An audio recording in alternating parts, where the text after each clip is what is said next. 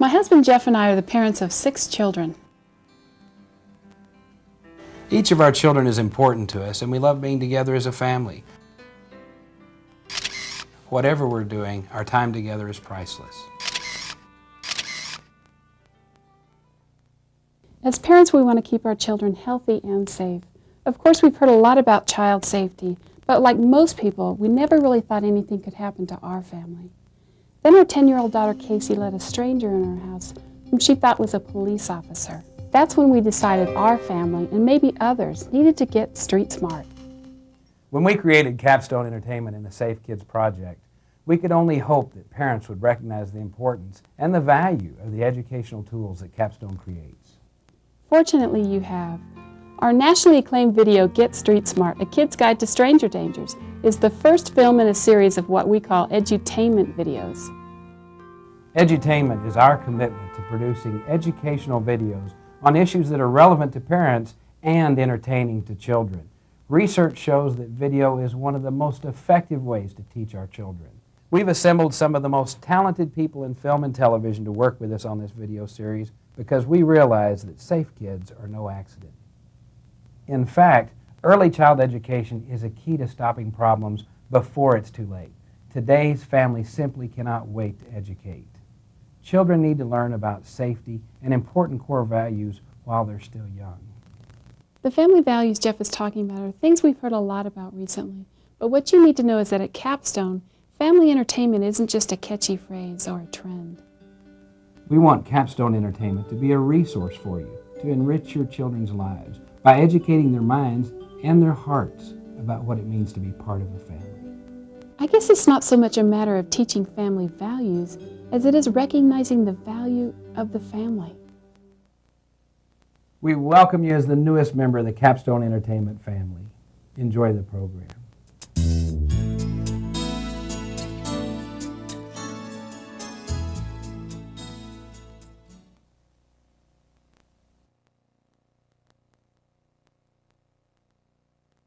What parent hasn't experienced the sick feeling of misplacing a child, or the relief when he or she is finally found? But what if he isn't found? For 2 hours, 2 days, never. Kidnap. The word conjures up a parent's worst nightmare. Hello, I'm Cindy Williams, and as a parent, there's nothing more terrifying than the thought of my own children missing. That's why I feel it's so important to continue educating myself as well as my family so that we remain safe, happy, and together. You just watched our friend Corny zap his way out of some very real-life threatening situations. The very situations that thousands of kids every year find themselves in. The sad truth is that most aren't as lucky as Corny. In fact, they've become a statistic. The U.S. Department of Justice released a shocking study in 1988 that has remained unchanged for the past 6 years. Over 350,000 children a year are abducted by family members, usually in estranged family or divorce situations. The trauma to children can be enormous. Over 4,600 children are abducted by non-family members, in other words, strangers. 300 plus of those abductions are children who are gone for long periods of time. Tragically, 50 to 150 of those are murdered each year. To help us further understand this issue, let me introduce Dr. Laura Schlesinger, noted psychotherapist, host of the nationally syndicated radio talk show, and author of the current best-selling book, 10 Stupid Things Women Do to Mess Up Their Lives, and a parent herself. Thank you, Cindy. Dr. Schlesinger, what happens to kids who are kidnapped? Well, sadly, most children are taken by sex offenders. Others are exploited in child pornography or prostitution rings, or especially in the case of infants, are sold. It's important for parents to understand that few kidnappers randomly snatch a child. Rather, they groom the child sometimes for weeks, even months before they make their move. What do you mean by groom? They hang out near the schools, churches, or other places where children congregate and watch for opportunities to cultivate certain types of children. And what types are those? Well, children with poor self-images, those who are easily intimidated by their peers or who are pleasers, ones who are desperate for love or friendship. What else? They watch for how friendly a child is. Will he come up to a car? Is she easily flattered? Do they hang with a group, or can they be tempted away alone? They also observe where the adults are in the child's life. How much protection does the child have? Does the child walk home alone? Is he or she a latchkey child coming home to an empty house? Then what happens? Kidnappers begin by making friends with the child, finding moments to talk to them, flatter them, play with them. They often offer gifts of candy or toys. They subtly gain a child's trust and get them to confide in them. They ask questions like, "Where are your parents? Are you happy at home?" One of the most recent and insidious ploys kidnappers use is the computer. Total strangers engage in conversations with computer-savvy kids on what are called BBSs, or bulletin board services. How does that relate to kidnappings? Adults, often sexual deviants, pose as another child during computer chats. Sometimes without warning, they bring up pornographic material on a screen, and once it's in a child's mind, it tends to ricochet around and stay in there. The worst scenario is eventually the adult arranges to meet the child face to face, and the kidnapping or molestation occurs. To me, the scariest part about this is a criminal can get in touch with virtually anyone, anywhere, that he or she can access with a computer. Now, what do you advise in this case? Parents should first understand how the computer works and what their child does on the computer. Never use the computer as a babysitter. Advise the children not ever to give out personal information over computer networks. If a child wants to meet someone they have contact with, certainly parents should accompany them. Well, this is very disturbing stuff. The bad news is most child offenders are clever and devious, and in most cases, children innocently go along with them of their own free will. The kidnapper breaks down the defenses and then moves in. First the grooming, then the assault. The good news is over 100,000 attempted kidnappings a year are thwarted by street-smart, confident, informed kids who get away safe. What's the best way for a parent to teach their children? Parents can set up scenarios of safety. For example, "Honey, you're in front of the house and somebody drives by and says, 'I'm lost. Could you get in the car and show me where to go?' You explain to your child to say no. At the corner there's a police station. You don't get close to the car and you come home and tell mommy." And I think when children have concrete ideas of what to do, they are more safe. Ask children if there is an adult at school or church or anywhere who makes them feel very uncomfortable, uneasy, scared. Trust your child's intuition and never make them feel that they will be reprimanded for what they say or feel about another adult, even a family member. Know where your children are at all times, and very small children should never be left alone in public, never. Expect older children to let you know where they are at all times. Make them accountable. And parents, do your children know where you are right now? Leave your phone number and whereabouts with your children at all times. Investigate child care providers thoroughly. Check their references, even police records. If you don't trust the person, don't trust them with your child. I just can't be with my child every minute of the day or night. You can find another responsible adult as well as empower your children to protect themselves. Kids need information, even if it's a little bit scary. It would be more scary to be kidnapped. Parents don't want to discuss kidnapping with their children because they think they're too young. Does your child know what a stranger is?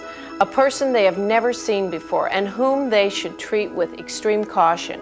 An acquaintance, someone they've seen before but should never mistake for a friend. And a friend, someone who would never do anything to make them feel uncomfortable or frightened. Teach children whom they can trust. Help your child become a confident and streetwise kid who can trust his or her gut feelings about things.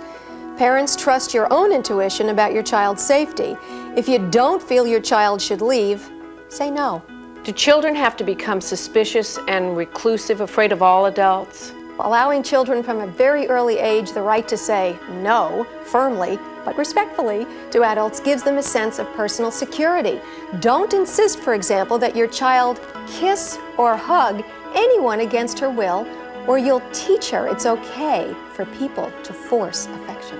Even as young as 2 or 3, children can memorize vital information. I call for help 911. My name is Susie Rocket. My parents' name is Roger Sarah Rocket. My street number is 222 Main Street. My phone number is 213-455-1111. Choose a family code word to give to anyone else who must pick up or attend to your child. Make the word memorable. Instruct your children never to tell anyone, even a best friend, what the secret word is. Newspaper and television news and films present perfect opportunities for family discussions about difficult issues. I don't want to alarm my children unnecessarily. Just because it happened on television doesn't mean it'll happen here. When the smoke alarm goes off, you want your children to get out of the house. If she reaches for a boiling pot of water on the stove, you do warn her away. If a dog growls, you want your child to back off, then surely you want to warn your children about possible stranger dangers. Assemble a current identification package for every member of your family, including yourself. Adults can be kidnapped too.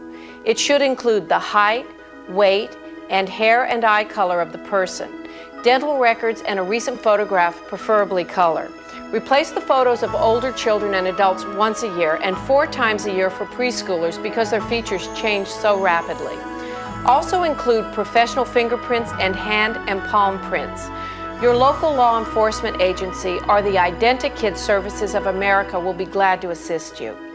Another good idea is to make a mental note of what your children are wearing each day. Good communication between parent and child can save that child. Recently, a young girl escaped from a kidnapper by pretending to hyperventilate when a guy held a gun to her side and told her to walk to his car. When she collapsed, pretending, gasping for air, the man ran away. Why was she able to think so intelligently in a crisis? She said, "I listened to my mom." Now, what about safety strategies for children who are home alone? Instruct children not to answer the door or the phone at all, except maybe with a prearranged signal from you, such as the phone ringing twice, then pausing, then ringing twice again. It's smart to arrange a special door signal too. If they must answer, they should never reveal that they're alone. Tell them to say something like, "My mom is in the shower, can I take a message?" Or, "My dad is mowing the lawn, please call a little bit later." Also, keep a list close to the phone of emergency phone numbers and numbers of trusted adults. Also, keep a running phone list of all of your children's friends and their favorite hangouts. What if the worst happens and a child is missing? What should parents do? Act immediately. Ask anyone nearby if they saw your child or any suspicious people. Call the authorities immediately. If you're at home and your child is not returned, first check the house, the automobiles, and the yard thoroughly, top to bottom, every possible hiding place. Second, contact all the child's friends and search all of his or her favorite places. Then have someone else check them again. Third, call the police within 30 minutes. Thanks to recent legislation in most states, it is a myth that police have to wait 24 hours before acting in a juvenile missing persons case. Fourth, call 1-800-THE-LOST. The National Center for Missing and Exploited Children spearheads national efforts to recover missing children. In the last 9 years, they have helped to recover over 22,000 missing children by handling nearly 1 million phone calls and circulating millions of photographs of missing children to law enforcement agencies in North America. The most important thing you can do is to circulate photographs of your child to as many people as possible in your community. And keep someone by the phone day and night. So is it a jungle out there? I mean, is someone dangerous lurking around every corner? Not really. For the most part, the world is a safe and beautiful place. But there are predators out there who have no boundaries. So a child's best defense is their own defense. Absolutely, knowledge is power. A police detective once said, "Show me a kid who isn't wary of strangers, and I'll show you the next victim." It's our job as parents to make our children aware. Well, thank you, Dr. Schlesinger. And thank you for watching this very important video with us. Share it with your children. Tell other concerned parents and adults about it. We hope it saves some child's life, maybe even yours.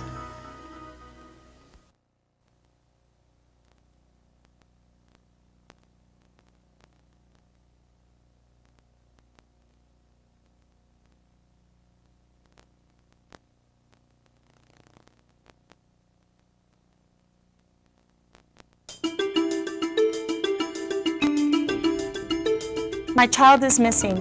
Probably the 4 most frightening words ever spoken by a parent. How do I know this? Because it happened to us. My name is Melinda Jones, and this is my husband, Wayne. We're the founders of the International Association for Missing and Abducted Children. 2.5 years ago, our son was abducted. The trauma that we experienced will never be forgotten. Our son was recovered. Some children never are. Since then, IAMAC, the International Association for Missing and Abducted Children, has created a threefold program: prevention, education, and recovery. While working closely with all law enforcement agencies and through prevention stranger awareness programs, IAMAC can help eliminate the number of missing and abducted children. IAMAC Video Registration Program is a 5-minute video registration of your child. That records your child's voice, movements, and any other identifying characteristics that could be vital in the search for a missing child. Our mission is to prepare you to fight against stranger abduction. We can be reached at 1-800-RESCUE-KIDS.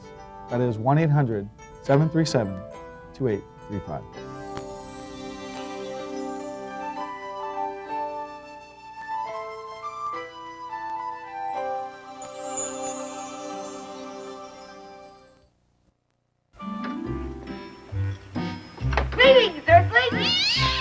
Great news! Capricorn, America's favorite alien exchange student, is starring in some other new fun educational films.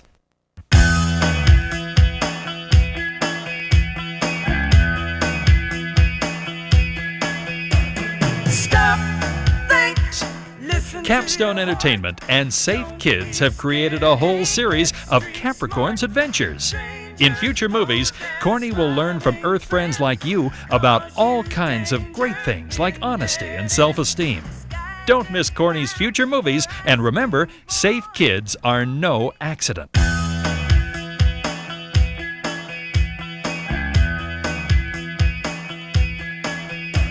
Stop, think, listen to your heart.